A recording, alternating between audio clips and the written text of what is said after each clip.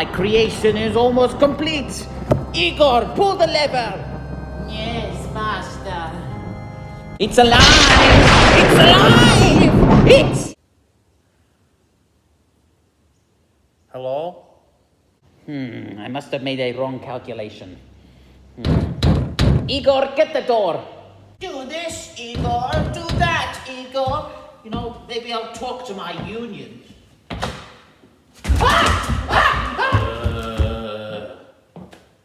You're out of toilet paper. Also, it's Shed News time. Hey, true blue, don't say you've gone. Hello and welcome to a very spooky episode of Shed News. I'm your host, Daniel. Now I hope you are glued to your screen because this week is Halloween!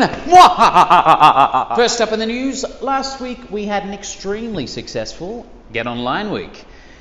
In this week we played a few games of 500 online together, discussed how to better teach shedders about their personal devices, and gave away some awesome prizes. Thank you very much to Gus, Barry, Russell, John Schwarzman, Colin, Noel, Graham, Jim, John Gillies, Jack and David for joining us in these festivities, and thank you to the families that joined with the trivia.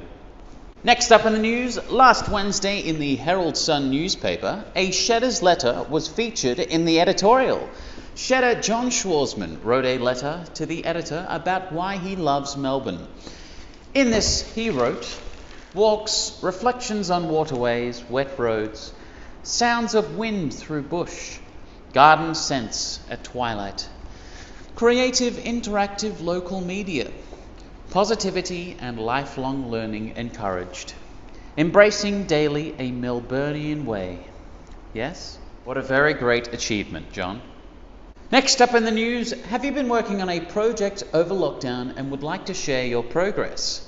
If so, then Lockdown Projects is exactly the thing for you. Send in the photos of your project and a bit of information to this email address right here, and I'll put it into a special Lockdown Projects video. Now this video will be sent round to all shedders via email, so get your submissions in quick. Next up, some good news. Our shed coordinator, Aidan Green, has been spending hours and hours putting together a COVID plan for the shed, and now it is in its final stages of completion.